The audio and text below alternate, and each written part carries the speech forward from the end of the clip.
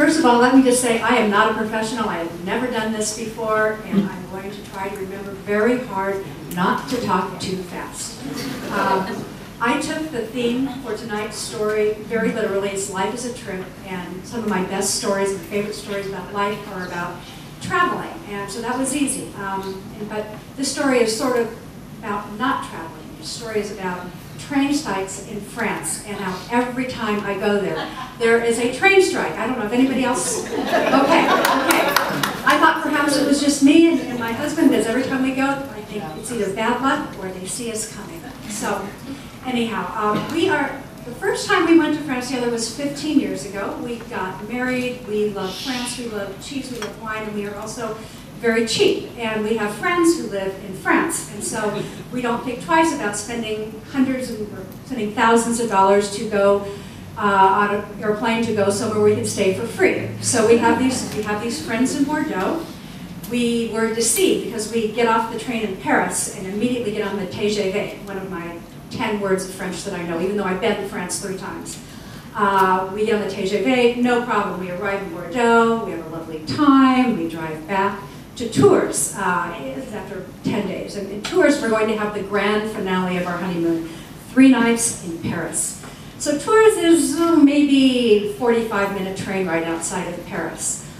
We drop off our rental car, we wander around the station, we're looking for where to buy the tickets, we can't figure it out. We're talking, sort of, my husband speaks a little bit better French than me, or he just wings it a little better than I do, I don't know. But we could not figure out what the heck was going on. Trains were coming, they were going, you couldn't buy tickets.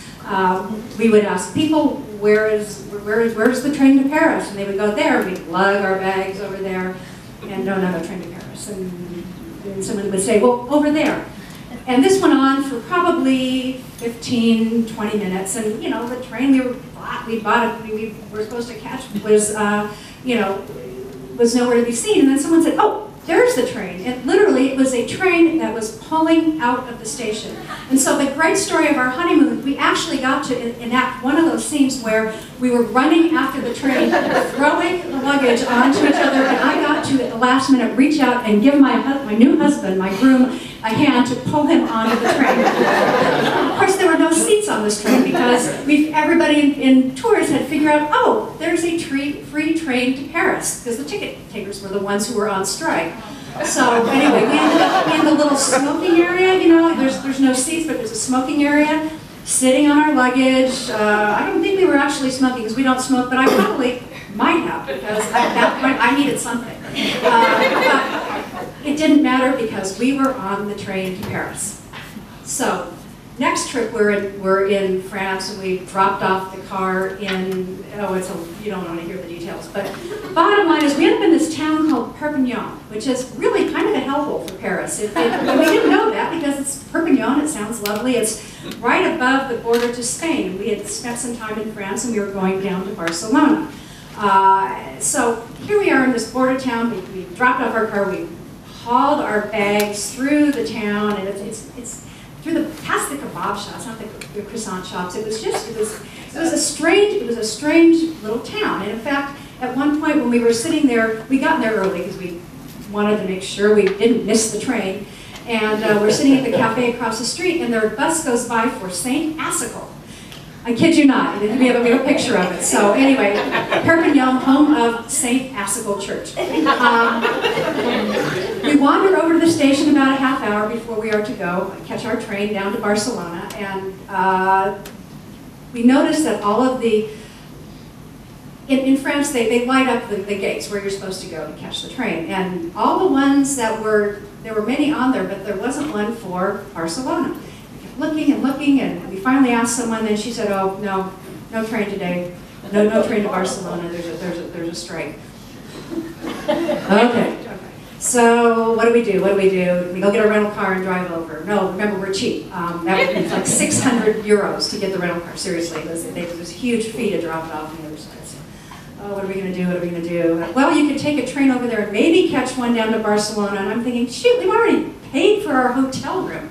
And in Barcelona, no, we need to get to that train station. So my husband has this fabulous idea. We'll just take a taxi. And in fact, we did. We took a taxi from Perpignan to Rosas, where we got there like 2 minutes before, but it was in Spain, and they were not having a train strike in Spain. So, yay, we made it. And besides, once we got on the train, we were on the train to Barcelona. Didn't matter, it's always good. Most recent experience, we went to France this March to visit our daughter, because we love France so much that I actually named my daughter Danielle. And she grew up, she went to Las Lomas, she's a smart girl, she went to Berkeley, she graduated from Berkeley, and then she decided, she's such a smart girl, how do I get my parents to pay for grad school in France? So she decided to become a winemaker, which she's actually doing. And so we have, here it is, we put her on, she's been in France since last July, and it's been 9 months since we've seen her, and I really, really miss her. So, but, you know, again, we're cheap, so we buy the cheapest economy seats you can possibly get. And this is relevant, because by the time we get to Paris, you know, we've flown out of SFO, we stop up in Philadelphia, so we're going the wide way around the world. Philadelphia, 3-hour layover, get on our economy, you know, seats to fly over to Paris, get to Paris, have a layer, get on the TGV, which was not striking, fortunately, en route to Lyon, because our daughter lives in Burgundy. So we take like a 3-hour train ride out to Lyon. All is perfect. I'm thinking, finally, we got here and there's no train strike. Life is good. Even though we are completely exhausted, because we've been awake for about 36 hours. So we're sitting there and we're on our luggage, we've gotten our little baguette, you know, we don't know if it's day or night, we're just in a train station thinking at the end of the train, you know, there will be a little apartment that we've rented and all will be good. So we're sitting there and looking for those lights, those fabulous, happy lights that come up and say, yes, you get on at station 8 or gate 8. And we get to gate, we look and all the other ones are coming on, and all of a sudden it says, you know, whatever the train number was, it says retard, which is French for delayed. And I didn't know that, and of course all the PC buttons in my head are going off. No, can't say that. And then magically, gate after gate, retard. And I just looked at each other, and we're like a half an hour from my daughter. And it's like, no, and I started to cry a little bit. And he's like, no, hon, it's going to be okay. There will be a train. And, you know, 5-6 hours later, they must have settled whatever their issues were.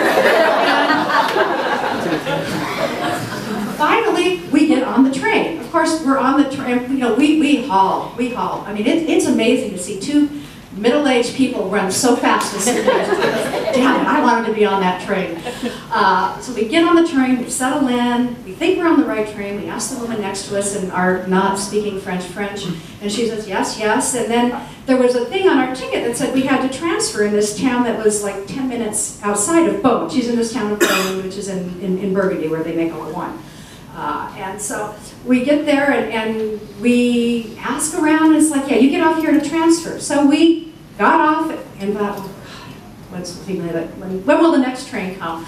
And indeed, we get off and we asked the official guy there, and he said, where's the train to Beaune? And he said, oh, there it is. The train pulling away was, because of the strike, was going to Beaune, where we were supposed to go. So I cried a little bit more. And then he said, but it's okay, just another hour and a train will come. So anyway, and it's true, in another hour, a train came, we got on it. It was cool because at the end of the train ride was going to be Beaune, and we were on our way to see Danielle. And all I can say is sometimes it really is the destination.